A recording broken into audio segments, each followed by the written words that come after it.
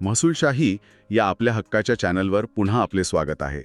आजच्या या व्हिडिओमध्ये आपण पाहणार आहोत की खोटे आणि बनावट कोर्ट केस कसे सुरुवातीलाच रद्द केले जाऊ शकतात, ज्यामुळे सामान्य माणसाचा वेळ आणि पैसा दोन्ही वाचेल. हा व्हिडिओ शेवटपर्यंत नक्की बघा, कारण पुढे खूप उपयोगी आणि महत्त्वाची माहिती आहे जी आपल्याला भविष्यात नक्कीच कामी येईल. चला तर मग कायद्याचं आणि तुमच्या फायद्याचं बोलूयात. कल्पना करा, एक दिवस सकाळी उठून एखादा शेतकरी आपल्या वडिलोपार्जित शेतात जातो.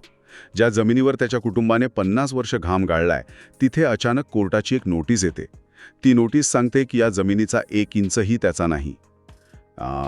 पायाखालची जमीन सरकते. वर्षानुवर्ष चालणाऱ्या कोर्टाच्या फेऱ्या, वकिलांच्या फी आणि प्रचंड मानसिक ताण हे सगळं डोळ्यासमोर उभं राहतं. पण समजा ही खोटी केस कोर्टात उभी राहण्याआधीच ती पूर्णपणे उद्ध्वस्त करता आली तर? हो ना. आणि हे केवळ चित्रपटात घडत नाही बरं का. ही एक कायदेशीर वास्तविकता आहे ज्यावर आपण आज या सखोल चर्चेत लक्ष केंद्रित करणार आहोत.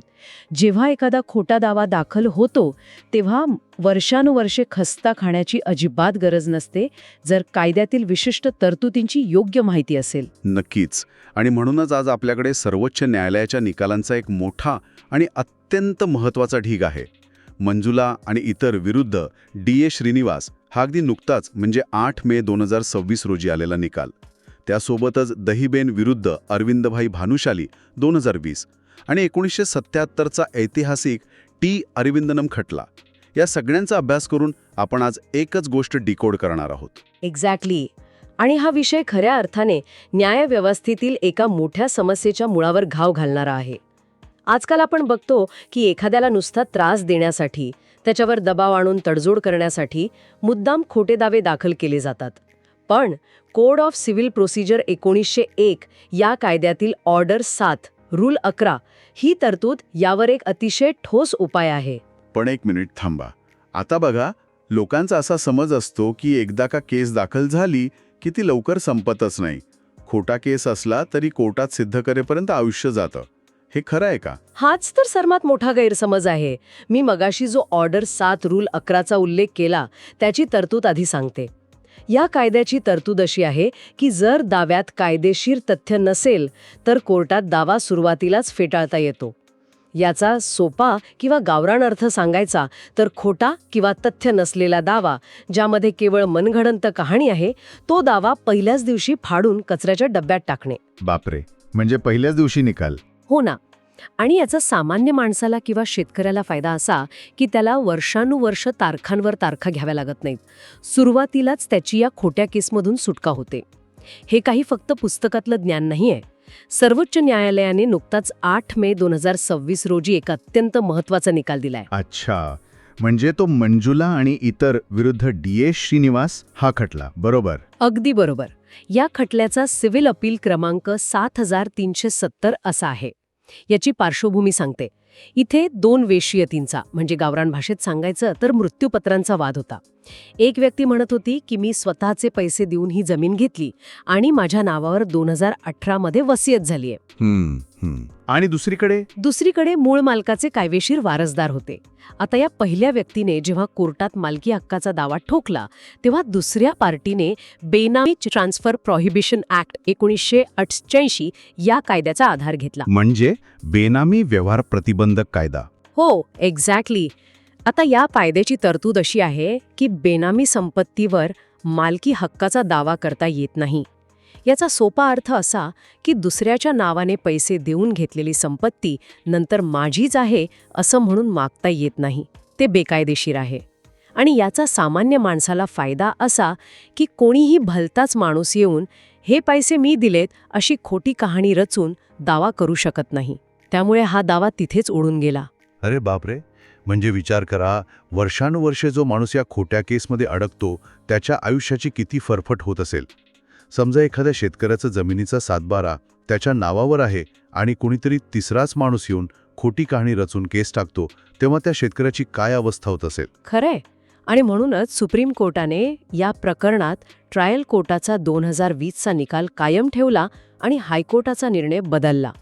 सुप्रीम कोर्टाने स्पष्ट केलं की शहाणपणाने किंवा लबाडीने केलेला ड्राफ्ट, ज्याला इंग्रजीत क्लेवर ड्राफ्टिंग म्हणतात, ते अजिबात खपवून घेतलं जाणार नाही. हा निकाल नक्कीच दिलासादायक आहे. मित्रांनो, अशीच महत्त्वाची आणि उपयोगी कायदेशीर माहिती रोज हवी असेल तर महसूलशाही चॅनलला नक्की सबस्क्राईब करा, लाईक करा आणि शेअर नक्की करा. आणि हो, मनात काही प्रश्न असतील तर कमेंटमध्ये नक्की विचारा. आता मला सांगा, अनेकदा वकील इतक्या सफाईने कागदपत्रे तयार करतात की ती खोटी आहेत हे ओळखणे कठीण जाते. यालाच तुम्ही क्लेवर ड्राफ्टिंग म्हणालात का? हो, आणि याचं उत्तम उदाहरण म्हणजे दहीबेन विरुद्ध अरविंदभाई भानुशाली हा 2020चा ऐतिहासिक निकाल. तिथे जमिनीची विक्री 2009 मध्ये झाली होती, पण 5 वर्षानंतर म्हणजे 2014 मध्ये दहीबेन यांनी केस दाखल केली आणि सांगितलं की खरेदीदाराचे चेक बाउन्स झाले होते. पण एक सेकंड, जमिनीची विक्री रद्द करण्यासाठी केस फाईल करण्याची काहीतरी मुदत असते ना? बरोबर पकडलत. लिमिटेशन ॲक्ट म्हणजे मुदतीच्या कायद्यानुसार असा दावा करण्याची मुदत 3 वर्षांची असते. त्यांचा दावा मुदतबाह्य ठरू नये म्हणून त्यांच्या वकिलांनी अत्यंत हुशारीने दाव्यात लिहिलं की आम्हाला या फसवणुकीची माहिती 2014 मध्येच मिळाली. अच्छा, म्हणजे त्यांनी मुद्दाम अशी कहाणी रचली ज्यामुळे असं वाटेल की घटना अगदी काल परवाच घडली आहे. हो ना, पण सुप्रीम कोर्टाने ही चलाखी पकडली. कोर्टाने ऑर्डर 7 रूल 11 अंतर्गत तो दावा सुरुवातीलाच फेटाळून लावला, कारण हा दावा मुदतीच्या कायद्याने बाधित होता. पण हा जो दृष्टिकोन आहे, खोटे दावे सुरुवातीलाच उडवून लावण्याचा, हा आत्ताचा नवीन ट्रेंड आहे की पूर्वीपासून न्यायालये अशी भूमिका घेत आली आहेत? हा काही नवीन ट्रेंड नाहीये.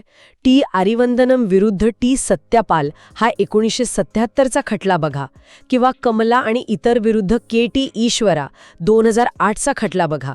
दोन्हीमध्ये सुप्रीम कोर्टाने हेच सांगितलंय की त्रासदायक आणि अर्थहीन दावे ट्रायल कोर्टाने सुरुवातीलाच दाबून टाकले पाहिजेत.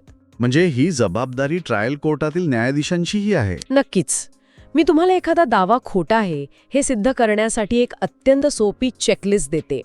पहिली गोष्ट, दाव्याचे वादकारण म्हणजे भांडणाचं मूळ कारण तपासा. दुसरी गोष्ट, कोर्ट फी योग्य भरली आहे का ते पहा. आणि तिसरी गोष्ट, दावा दुसऱ्या कोणत्याही कायद्याने बाधित आहे का ते निश्चित करा. ही चेकलिस्ट वापरली तर कोणतीही खोटी केस उडून जाईल. सोपं आहे ना? माहितीचा अभाव हाच खोट्या केसेस करणाऱ्यांचा सर्वात मोठा फायदा असतो. तर मित्रांनो, चर्चेच्या या टप्प्यावर आज आपण काय पाहिलं त्याचा थोडक्यात आढावा घेऊया. नक्कीच. आज आपण पाहिलं की खोट्या कोर्ट केसेसना घाबरण्याचं कारण नाही, कारण ऑर्डर 7 रूल 11चा वापर करून आपण सुरुवातीलाच अशा केसेस रद्द करू शकतो. तसेच 8 मे 2026च्या सुप्रीम कोर्टाच्या निकालाने हे अधिक स्पष्ट केले आहे की केवळ लबाडीने तयार केलेला दावा आता कोर्टात टिकणार नाही. अगदी बरोबर. अशीच कायदेशीर आणि हक्काची माहिती मिळवण्यासाठी आपल्या महसूलशाही चॅनलला सबस्क्राईब करायला विसरू नका. तसेच पुढच्या व्हिडिओमध्ये कोणत्या कायदेशीर विषयावर चर्चा पाहायला आवडेल ते कमेंट करून नक्की सुचवा. आणि हो, डिस्क्रिप्शनमधील लिंक वापरून व्हॉट्सॲप व टेलिग्राम ग्रुपमध्ये सामील व्हा. हा व्हिडिओ आपल्या मित्रांना, नातेवाईकांना आणि व्हॉट्सॲप ग्रुपमध्ये नक्की फॉरवर्ड करा, जेणेकरून ही अत्यंत महत्त्वाची माहिती प्रत्येक गरजू व्यक्तीपर्यंत पोहोचेल. लवकरच भेटू पुढील भागात. धन्यवाद. जय महाराष्ट्र.